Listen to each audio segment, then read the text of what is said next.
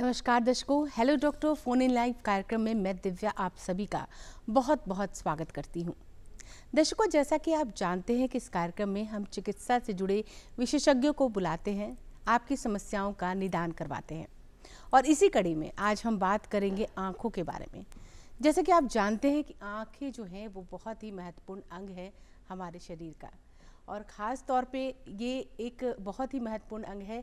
और इसी के लिए हम आज बात करने के लिए हमारे साथ स्टूडियो में उपस्थित है प्रसिद्ध नेत्र रोग विशेषज्ञ गौतम कुमार जी। सर, सबसे पहले आपका बहुत बहुत स्वागत है। दर्शकों, इसके पहले कि हम चर्चा को आगे बढ़ाएं, हम चाहते हैं कि आप इस टोल फ्री नंबर को नोट करें, क्योंकि हमारे ये कार्यक्रम लाइव है। आप अपने सवाल लाइव हमारे जो विशेषज्ञ हैं उनसे पूछ सकते हैं। आपकी आंखों की कोई भी समस्या हो, कोई उनका निदान आप चाहते, उपचार चाहते, आप अपने सवाल हमारे विशेषज्ञ से पूछ सकते हैं। इसके लिए आप हमारा टोल फ्री नंबर नोट करिए। हमारा टोल फ्री नंबर है 180034565171।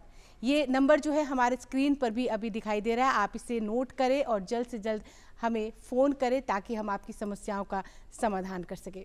बातों को आगे बढ़ाते हैं। सर, सबसे पहले हम जानना चाहेंगे, आँखें कहते हैं कि इस पे कई गाने भी बने हैं, कई कविताएं लिखी गई हैं, क्योंकि आँखें जो हैं वो जीवन का आधार होती है, क्योंकि आँखें नहीं तो बिल्कुल अंधकार है। आजकल की जो समस्या है सबसे बड़ी आंखों की देखने को मिल रही है, जो केसेस हैं वो बहुत ज़्यादा बढ़ रहे हैं, आंखों से संबंधित बीमारियां भी बढ़ रही हैं। कारण क्या है सर? पहले तो thank you so much for inviting me. और बहुत सारी समस्याएं आजकल आंखों की बढ़ रही हैं, ये सही बात है। इसके पीछे बहुत सारे कारण हैं। एक तो हमारा डिपेंडेंसी जो बढ़ गया है मोबाइल्स के ऊपर, लैपटॉप के ऊपर, टैबलेट के ऊपर, इससे आंख पे स्ट्रेन बहुत ज़्यादा सबको होता रहता है। पहले क्या था कि लोग घूमते थे फिरते थे, फिर मोबाइल आ गया, अब दिन भर लोग इंस्टाग्राम पे लगे हुए हैं, यूट्यूब पे लगे हुए हैं। इससे मोबाइल का जो यूज़ है वो बहुत ज़्यादा बढ़ गया, इसलिए आंखों पे स्ट्रेन पड़ गया। इसके लिए क्या करना चाहिए हमें कि थोड़ा सा बीच बीच में अपनी आंखों को रेस्ट देने का भी कोशिश करना चाहिए। ऐसा नहीं कि दिन भर लगे हुए हैं और बिल्कुल मोबाइल यूज़ किए जा रहे हैं, नहीं, थोड़ा सा आराम भी करें। एक तो ये कारण है। दूसरा ये कारण है कि आजकल बहुत सारी बीमारियां जैसे डायबिटीज़ वगैरह भी बहुत कॉमन हो गई हैं। India diabetes capital of the world हो गया है, जैसा कि आप लोग सब लोग जानते हैं। और डायबिटीज़ के कारण, हाइपरटेंशन के कारण जो रेटिना में बीमारियां होती हैं वो भी हम लोगों को बहुत कॉमनली देखने को मिलती हैं। तो इन सब से बचने का उपाय ये है कि आप लोगों को हम लोगों को चाहिए कि सही समय पे आंखों की चेकअप ज़रूर कराते रहें। और बच्चों के लिए खास करके ये एडवाइस होगा कि बच्चों को थोड़ा सा आउटडोर एक्टिविटीज़ में हम लोग इन्वॉल्व करें और उनको मोबाइल, कंप्यूटर, लैपटॉप इन सब से थोड़ा सा अगर दूर कर सकें बीच बीच में, तो वो भी अच्छा रहेगा। ये बच्चों की आपने बात की है, मुझे लगा मैं ये सवाल लेने ही वाली थी। बच्चों में बहुत ज़्यादा देखने को मिल रहा है, बहुत छोटे बच्चे होते हैं। पहले ये अगर कुछ जनरेशन पहले की हम बात करें तो ये समस्या उतनी नहीं थी जो अब हो गई है। बहुत छोटे बच्चे होते, उनको भी चश्मे लग रहे हैं। जी बिल्कुल, जैसा हम लोगों ने भी बात किया कि बहुत बच्चों को इसलिए चश्मा लग रहा है क्योंकि एक तो थोड़ा सा ये जेनेटिक होता है। जिसके माँ बाप मान लीजिए मायोपिक हैं, जिनको नेगेटिव चश्मा लगा हुआ है, उसके बच्चों को भी चांस है उनके कि नेगेटिव चश्मा लग सकता है। और दूसरा, आजकल जो कंप्यूटर और लैपटॉप की हमने बात करी कि उसके कारण से भी चश्मे का नंबर बढ़ता चला जाता है। तो इसीलिए ज़रूरी ये है कि बच्चों को पढ़ाई पर तो ध्यान देना ही पड़ेगा। मोबाइल थोड़ा मोड़ा तो बच्चा यूज़ करेगा ही, लेकिन उसमें ये भी ज़रूरी है कि बीच बीच में बच्चों को आउटडोर एक्टिविटीज़ जैसे कि फुटबॉल खेलना है, क्रिकेट खेलना है, जो कि आजकल बहुत कम हो गया है। बच्चे अपना मोबाइल लेके या मम्मी पापा का मोबाइल लेके आराम से बैठे रहते हैं कोने में। माँ बाप भी मोबाइल देते हैं कि चलो भाई कम से कम कुछ देर मोबाइल देखेगा बच्चा तो हम लोग अपना काम कर सकेंगे। उसमें क्या है कि थोड़ा सा आई पे स्ट्रेन पड़ता है और स्पेशली नेगेटिव पावर बढ़ने का, यानी मायोपिया इंक्रीज करने का चांस बढ़ जाता है। तो हम लोगों को चाहिए कि थोड़ा सा जेनेटिक भी होते हैं। ये जेनेटिक भी होता है, बिल्कुल। Myopia is a genetic thing also. अगर माँ बाप मायोप हैं, अगर मम्मी को चश्मा है, तो बच्चों को भी हो सकता है कि चश्मा हो, ज़रूरी नहीं है, लेकिन वो चीज़ बच्चों में भी आ सकता है और वो फिर बढ़ता चला जाएगा अगर हम लोग नियर वर्क ज़्यादा बच्चों से एक्सपेक्ट करेंगे। अगर ज़्यादा बच्चे पढ़ाई ही कर रहे हैं दिन भर या लैपटॉप या मोबाइल पे है तो माइनस पावर बढ़ने का चांसेस रहता है। मैं दर्शकों से कहना चाहूँगी कि आप हमें फ़ोन कर सकते हैं, सीधे बात कर सकते हैं। हमारे जो विशेषज्ञ हैं वो आपकी समस्याओं के एक फ़ोन है, हमारा कॉलर एक हमारे साथ जुड़ रहे हैं, उनसे हम फ़ोन लेना चाहेंगे। जी, सवाल पूछें अपना, पहले नाम बता दें। जी नमस्कार डॉक्टर जी, अपना नाम बताएं और कहाँ से बोल रहे हैं? मेरा नाम गोविंद है, राजस्थान से बोल रहा था, नागौर से। जी, अपना सवाल पूछेंगे। सवाल, लड़का 27 साल का सर, उनका आंख का पर्दा अपने आप गिर जाता, बात करते करते एक आंख का पर्दा बंद हो जाती है बार बार। नहीं सुनाई दे रहा है। नहीं, आपकी आवाज़ क्लियर नहीं है। क्लियर नहीं आ रही है आपकी आवाज़। आवाज साफ नहीं आ रही है। अच्छा, ये कह रहे हैं कि इनकी पलक बार बार झपकती है, बार बार इनकी पलक झपकती है, और ये उसका समस्या क्या है और उसका निदान चाहते हैं। पलक झपकना एज सच किसी बहुत खास बीमारी का इंडिकेटर नहीं है, लेकिन अगर उनको चश्मे की ज़रूरत है या कुछ है या उनको रिफ्रैक्टिव एरर है तो उस केसेस में उनको चाहिए कि एक बार डॉक्टर के पास जाके चश्मे का नंबर चेक करा लें, और कि आंखों पे कोई जोर तो नहीं पड़ रहा है, स्ट्रेन तो नहीं पड़ रहा है, तो मोस्ट लाइकली वहीं से प्रॉब्लम सॉल्व हो जाएगा। अगर उससे प्रॉब्लम सॉल्व नहीं होता है तो फिर डॉक्टर ही उनको दूसरा कुछ बताएंगे कि उसके अलावा क्या चीज़ के कारण ऐसा हो रहा है। तो एक बार उनको अपने नज़दीकी डॉक्टर के पास जाके आंखों के चेकअप ज़रूर कराना चाहिए। जी, तो आप आंखों के चेकअप ज़रूर कराएं। डॉक्टर साहब ने अभी बताया आपकी समस्या का समाधान, तो जल्द से जल्द आप अपने आंखों का चेकअप ज़रूर कराएं कि कहीं कोई स्टेन तो नहीं आपकी आंखों पर पड़ रहा है। डॉक्टर साहब, हम लोग बात कर रहे थे रेटिनोपैथी की, अभी हम जो बात कर रहे थे, तो हाइपरटेंशन बहुत ज़्यादा है, डायबिटीज़ बहुत ज़्यादा बढ़ रहा है, अलग कैसे करेंगे? क्योंकि लोगों को लगता है कि शायद डायबिटीज़ के कारण क्या लक्षण है सर इसके रेटिनोपैथी? यही तो सबसे इंटरेस्टिंग बात है, बहुत अच्छा सवाल है। पहले तो कि डायबिटिक रेटिनोपैथी का ना इनिशियल स्टेजेस में कोई लक्षण नहीं होता है।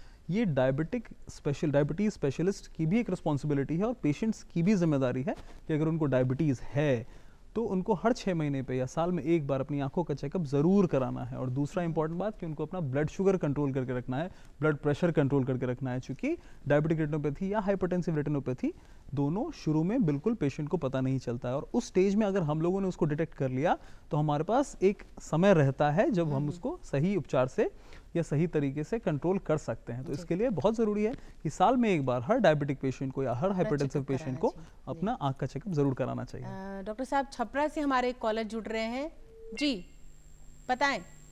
हेलो, हाँ बताएं, अपना नाम बताएं।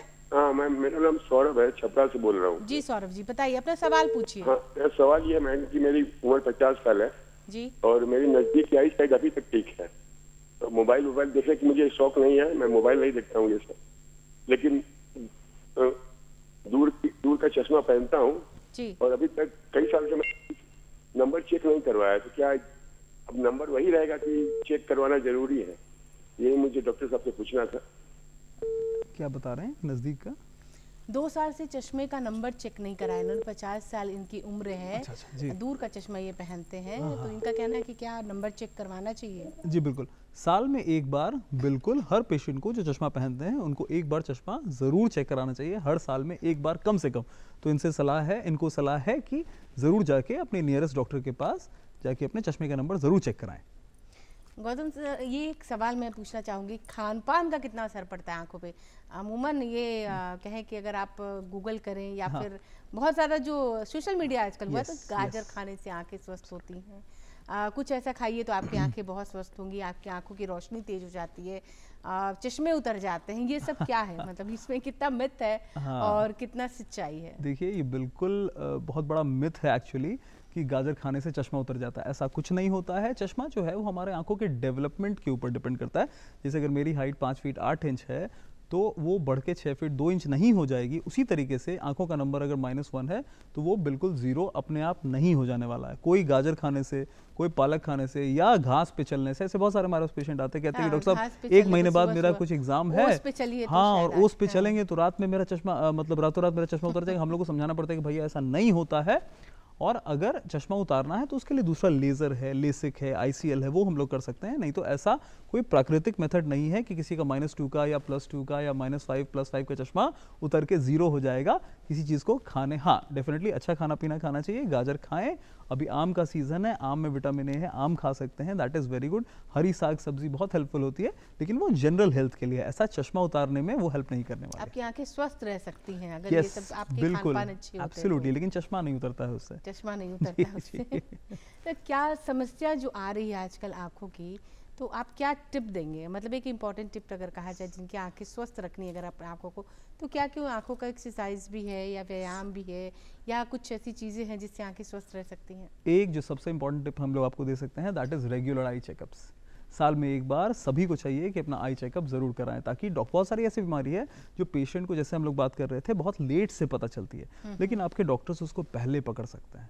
अगर आप डॉक्टर के पास जाएंगे तो ये संभव है, अगर आप अपने घर में रहेंगे तो ये संभव नहीं है। इसीलिए annual eye checkup, yearly eye checkup is a must for everybody, specially for people, specially उन लोगों के लिए जो लोग 40 साल से ऊपर हैं। एक ट्रेंड ये भी देखने को मिलता है सर कि अगर आपको अक्षर नहीं दिख रहे हैं, छोटे हैं, लोग ये समझने को तैयार नहीं है कि मुझे चश्मा लगना चाहिए। वो ये सोचते हैं कि नहीं मुझे चश्मा नहीं है, मुझे तो बस ऐसे ही नहीं दिख रहा है। बिल्कुल। ये बहुत ज़्यादा मुझे लगता है पावर बढ़ने का कारण है। बिल्कुल, देखिए बहुत इंपॉर्टेंट सवाल है। बहुत सारे पेशेंट्स हमारे पास आते हैं जो स्पेशली 40 के आसपास हो चुके होते हैं और उनको हम लोग बताते हैं कि आपको अब नज़दीक का चश्मा लगेगा, तो वो लोग कहते हैं कि नहीं, चश्मा क्यों लगेगा, अभी तक तो हमको सब कुछ बढ़िया था। उनको समझना होगा कि 40 के बाद नेचुरली हमारी नज़दीक देखने की ताकत थोड़ी कम हो जाती है और सभी को चश्मा लगभग लग ही जाता है। तो इसमें कोई आपत्ति की बात नहीं है, इसमें कोई चिंता की बात नहीं है। That is just age related factor. और चश्मा एक उम्र के बाद पहनना पड़ता है, तो उसमें शर्माने घबराने की कोई बात नहीं। खासकर महिलाओं को चश्मा पहनाना हमारे लिए बहुत मुश्किल हो जाता है। ऐसे पेशेंट आते हैं आपके पास? जी जी बिल्कुल, डेली हम ऐसे पेशेंट्स देखते हैं जो मतलब चश्मा नहीं पहनना यस चाहते हैं। Yes yes yes. सर, आंखों की अगर हम बात कर रहे हैं, स्वस्थ आंखों की बात करें, आपने रेटिनोपैथी के बारे में बताया, ऐसी और कौन सी बीमारियां हैं जो आजकल बहुत ज़्यादा चलन में है?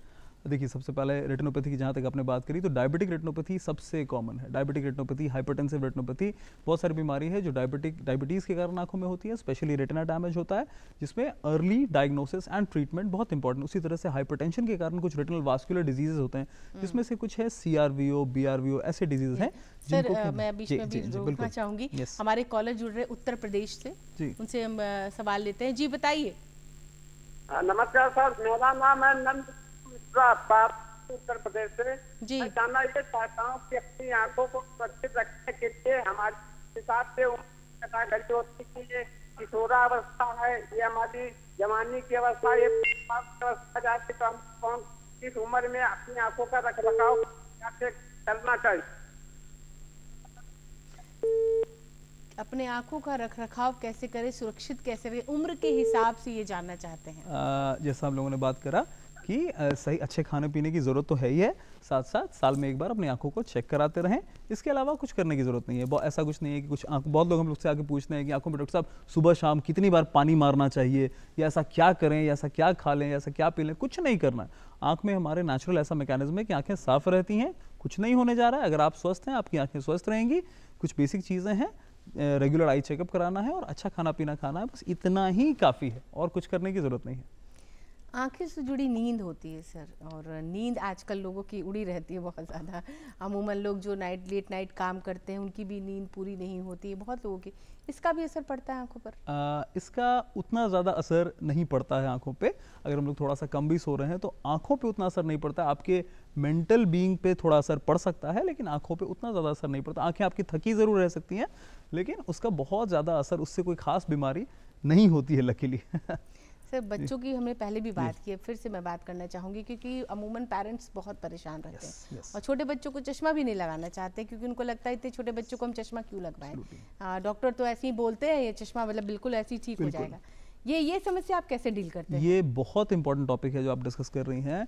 देखिए, बहुत सारे बच्चे हमारे पास आते हैं, स्कूल गोइंग चिल्ड्रन है, मतलब 5 साल 6 साल हो चुका है, बच्चा स्कूल जाना शुरू कर चुका है।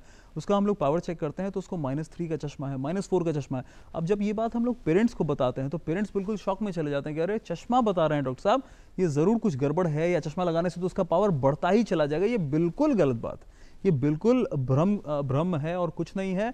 चश्मा इसलिए लगाना है क्योंकि जो उसका डेफिसिट है, जो उसकी कमी है आंखों में, वो चश्मे से पूरी हो सके और उस बच्चे को ब्लैक बोर्ड सही तरीके से दिखाई दे सके, ताकि वो बच्चा अपना होमवर्क, ताकि वो बच्चा अपना क्लास में परफॉर्मेंस दे पाएगा, पढ़ पाएगा। नहीं तो उस बच्चे को कुछ दिखाई नहीं देगा और वो घर आएगा, ना होमवर्क उसका कंप्लीट रहेगा, क्लास में वो फिर परेशान रहेगा।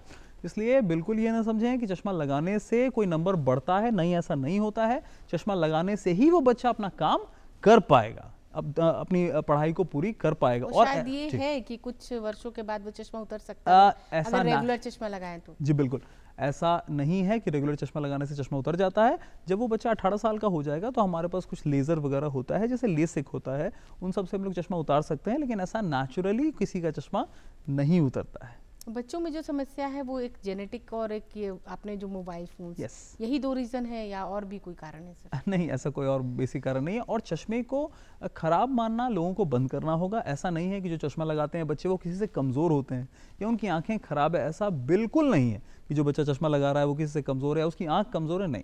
उसका एक छोटा सा डेफिसिट है जिसको हम लोग चश्मे से पूरा करते हैं।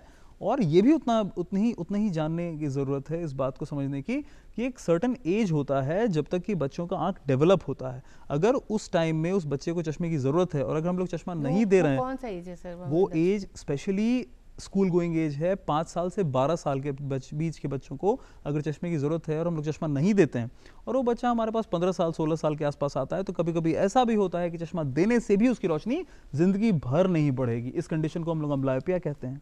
इसीलिए बहुत ज़रूरी है कि एवरी स्कूल गोइंग चाइल्ड, मतलब बच्चा स्कूल जाना शुरू करे और उसकी आंखों का चेकअप बिल्कुल हो जाए। बहुत सारे बच्चे हमारे ओपीडी में आते हैं किसी दूसरे पेशेंट के साथ, तो हम लोग पूछते हैं कि इनका चेकअप हुआ है या नहीं। वो बोलते हैं नहीं नहीं इसका आंख ठीक है। हम लोग बोलते हैं नहीं, इसका चेकअप कराइए। कम से कम विजन टेस्ट कराने में क्या जाता है, 5 मिनट लगना है और उसका हमेशा आप श्योर हो जाएंगे कि नहीं भैया इसकी रोशनी अच्छी है, मेरा बच्चा अच्छे से पढ़ पा रहा है, देख पा रहा है। ये बहुत ज़रूरी बात है। सर मैंने एक बीमारी के बारे में सुना है कि आंखों को जो ब्रेन का सिग्नल जाता है वो शायद नहीं जाता है कि इसको देखना या ऐसा कुछ ऐसी बहुत सारी बीमारी है।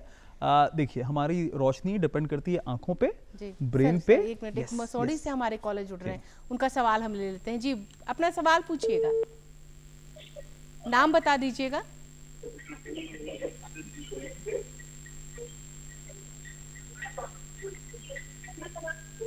अपने टीवी का आवाज कम करिएगा, अपने टीवी का वॉल्यूम कम करिएगा ताकि हम आपकी आवाज सुन सकें।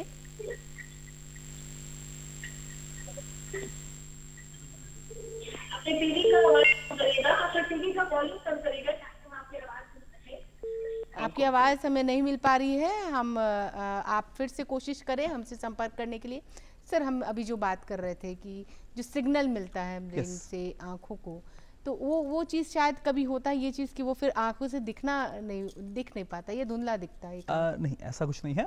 हमारी जैसे हम बात कर रहे थे कि हमारी दृष्टि डिपेंड करती है हमारी आंखों पे, हमारे ब्रेन पे, और आंख और ब्रेन के बीच में एक नर्व है जिसको हम लोग ऑप्टिक नर्व कहते हैं। तो तीनों का स्वस्थ होना बहुत ज़रूरी है हमको अच्छा देखने के लिए। आंखों की बात हमने कर ली। कुछ बीमारियां होती हैं जो कि उस ऑप्टिक नर्व से रिलेटेड होती है, तो वो बहुत सारे कारण के कारण हो सकते हैं, उम्र के कारण भी हो सकते हैं, जिसको हम लोग ऑप्टिक न्यूराइटिस या कुछ इस प्रकार से कहते हैं। लेकिन ऐसा कोई कंडीशन नहीं है जिसमें ब्रेन अचानक काम करना बंद कर दे और हम लोगों को दिखना बंद हो जाए। अगर किसी को चोट लग जाए, किसी को एक्सीडेंट में कोई आदमी चला जाए या कुछ ऐसा है, उस कंडीशन में डेफिनेटली उसकी रोशनी जा सकती है या रोशनी का एक हिस्सा जा सकता है। लेकिन वो ऐसे जनरली नहीं होता। अगर या तो चोट लग जाए या तो किसी को ब्रेन में कोई बीमारी है, कोई ट्यूमर है या कुछ है, उसके कारण से ये हो सकता है, तो उस समय हमारी हेल्प होती है। मतलब हम लोग पेशेंट्स को देखते हैं, फिर हम लोग न्यूरोलॉजिस्ट के पास भी पेशेंट को भेजते हैं और हम लोग दोनों मिलकर डिस्कस करते हैं कि भैया किस कारण से इस पेशेंट की रोशनी नहीं है, कम है या चली गई है। सर मोतियाबिंद की अगर हम बात करें, ये एक बहुत ही कॉमन समस्या मोतियाबिंद पहले बहुत ज़्यादा इसमें देखने को मिलती थी, 60 के बाद 70 के बाद। पहले एक कॉलर से हम जुड़ लेते हैं। जी हमारे साथ एक कॉलर जुड़ रहे हैं, सवाल पूछिए, कहाँ से बोल रहे हैं पहले ये बता दें।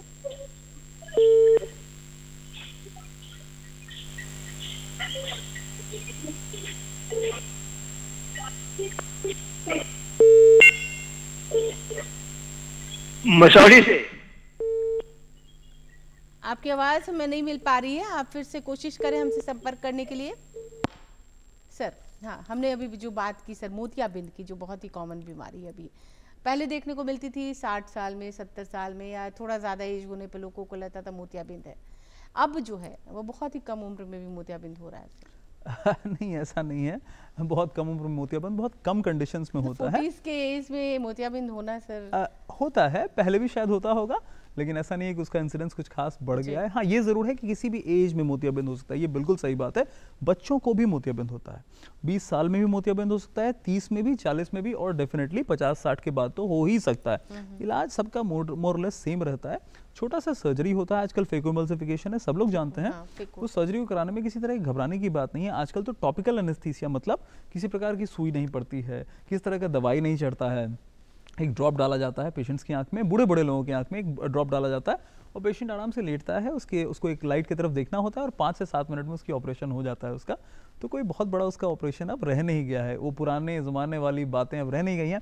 और साथ साथ हम लोग पेशेंट को ये भी समझाते हैं, पेशेंट अभी भी आते हैं, कुछ पेशेंट्स गाँव से खासकर जुड़े रहते हैं, वो कहते हैं कि नहीं डॉक्टर साहब, जब तक मोतियाबिंद पका नहीं है तब तक ऑपरेशन नहीं कराएंगे, मेरे पड़ोस वाला बोला है। ये सब बिल्कुल भ्रांति दूर करने की बहुत ज़्यादा ज़रूरत है। उस चक्कर में कितने लोग अपनी आंखें गंवा चुके हैं, ये जानने का अमूमन ये होता है कि अगर एक आंख में आपका ऑपरेशन है तो दूसरे में करा लेना चाहिए। यस, जल्दी से जल्दी करा लेना चाहिए। अगर मोतियाबिंद है तो जल्दी करा के निश्चिंत हो जाने का है, क्योंकि आजकल जो हमारे पास मशीन है ना, वो लेट हो जाने पे उस मोतियाबिंद को हमें घुला पाना या तोड़ पाना थोड़ा मुश्किल हो जाता है। इसलिए हम लोग हर पेशेंट से बोलते हैं कि आपको मोतियाबिंद है, जल्दी ऑपरेशन कराना है।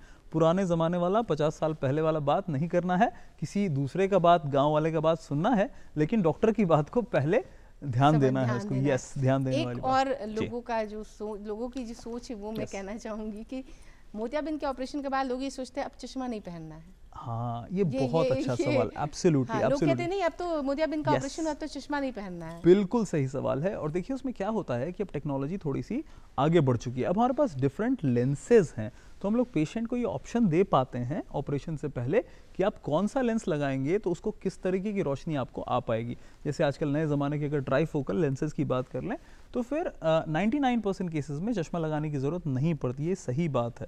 वो लेंसेज लगाने के बाद आपको चश्मा नहीं लगाना पड़ता, लेकिन जनरल लेंसेज लगाने के बाद भी, मतलब कॉमन लेंसेज लगाने के बाद भी दूर के लिए चश्मा अमूमन नहीं ही लगता है। अगर थोड़ा मोड़ा चश्मा लगता है तो उसमें कोई दिक्कत वाली बात नहीं है। नज़दीक के लिए चश्मा लगाना पड़ता है अगर मोनोफोकल लेंस लगाते हैं, और अगर ट्राईफोकल लेंस लगाते हैं तो फिर नज़दीक के लिए भी चश्मा नहीं के बराबर लगाना पड़ता है, 99% ऑफ द टाइम नहीं लगाना पड़ता है।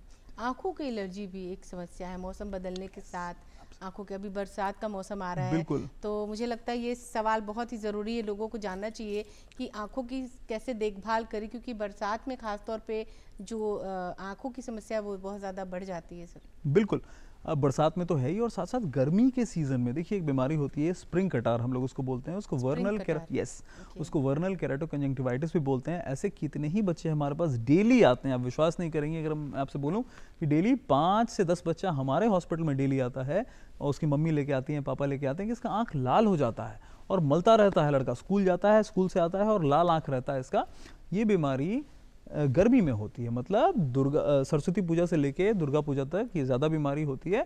और इसमें सबसे इम्पॉर्टेंट ये है कि जैसे डॉक्टर आपको दवाई बताते हैं वैसे दवाई डालना है, और जब फॉलोअप पे बुलाते हैं तब आना बहुत ज़रूरी है। ये नहीं कि डॉक्टर साहब दवाई दिए, आराम हो गया, और बहुत लोग ऐसा करते हैं कि उसी दवाई को खुद से डालते रह जाते हैं 2 साल, 4 साल, 5 साल, और ऐसा हमने देखा है कि वो बच्चे ऑलमोस्ट, मतलब उनको अंधापन का शिकार होना पड़ा है उस दवाई के साइड इफेक्ट की वजह से। तो ये जानना बहुत ज़रूरी है कि कोई दवाई अगर असरदार है तो वो हानिकारक भी हो सकता है अगर उसको बिना पूछे या बिना एडवाइस के आप लंबे समय तक यूज कर रहे हैं। लोगों को लगता है कि एक बार ये चीज हुई तो इस दवा से ठीक हो गई थी। बिल्कुल, तो फिर से अगर वो चीज होती है तो वो वही दवाई यूज ये बिल्कुल गलत प्रैक्टिस है। आपको फिर से डॉक्टर के पास जाना है, उस दवाई का हो सकता है असर एक सर्टेन समय तक हो, लेकिन बाद में वही दवाई विनाशकारक हो सकती है आपकी आंखों के लिए। ये समझना लोगों के लिए बहुत ज़्यादा ज़रूरी है।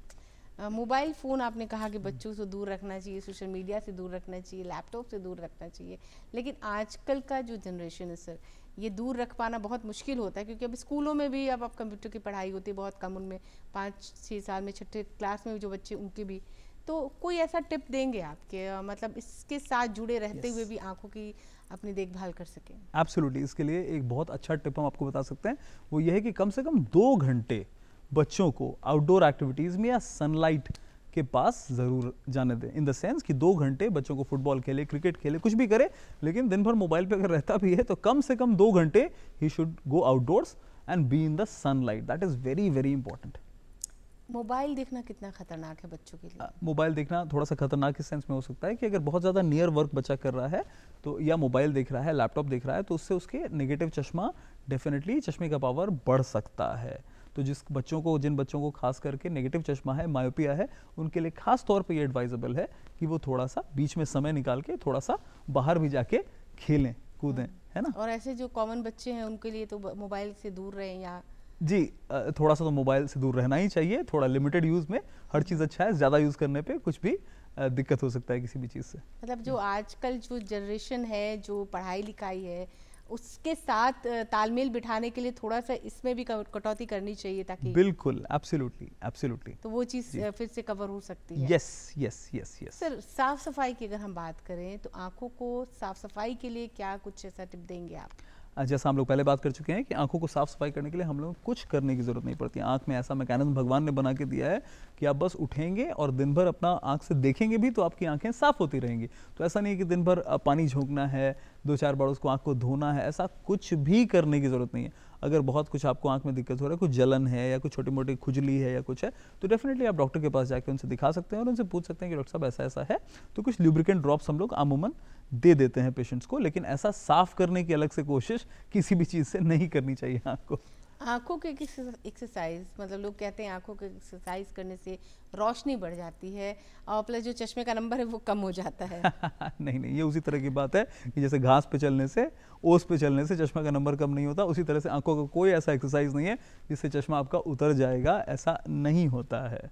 मतलब ये चीज़ है कि आप अगर है समस्या तो आप सबसे पहले डॉक्टर के पास जाइए, उनसे सलाह लीजिए कि क्या करना चाहिए क्या नहीं करना। यस, जो साइंटिफिकली अवेलेबल मेथड है हम लोग वही आपको बताएंगे जिससे कुछ हो सकता है। जी सर, कोरोना जो आया था इस बीच में, जो त्रासदी हमारे बीच में, अगर हम बात करें अभी जो 2 साल से जो कोरोना के बाद की बात करें, तो कुछ ऐसी चीज़ आप देखें आंखों की रोशनी या फिर कुछ समस्याएं बढ़ रही हैं लोगों में जो कोरोना के शिकार हुए हों? जी जी, जिनको कोरोना वायरस हुआ भी था, अगर इन्फेक्टेड हुए भी थे लोग, तो ऐसा कुछ बहुत वाइड स्प्रेड तो आंखों में देखने को नहीं मिला है। लेकिन हाँ, कुछ जैसे एक बीमारी होती है CRVO या BRVO, इन द सेंस जो रेटिनल क्लॉटिंग, थोड़ा सा क्लॉटिंग टेंडेंसी लोग आंखों में अगर ब्लड का बढ़ गया था तो उससे आंखों में भी कुछ बीमारी कहीं कहीं पे देखा गया है कि उससे थोड़ा सा इंसिडेंस उसका बढ़ा है, लेकिन ऐसे कोई बहुत वाइड स्प्रेड उसका इफेक्ट अभी तक तो भगवान की दुआ से देखने को किसी को नहीं मिला है। कभी कभी देखने को मिलता है सर, आंखों में स्पॉट आ जाता है ब्लड का, वो फिर अपने आप डिसेबल हो जाता है, ठीक हो जाता है। Very good question. लेकिन वो क्या होता है सर? वो अपने आप 2-4 दिन में खत्म हो जाता है? नहीं, आंखों में जो स्पॉट आता है ना, वो 2 चीज़ है। आप जो बात कर रही हैं खत्म हो जाने वाला बात, देखिए स्पॉट अगर आपको आंख में कुछ हिलता हुआ दिखाई दे रहा है, आंख के सामने कुछ तैरता हुआ दिखाई दे रहा है, उस कंडीशन को हम लोग फ्लोटर्स बोलते हैं। अच्छा। कुछ आंख के सामने अगर उड़ रहा है, तैर रहा है, वो फ्लोटर्स है।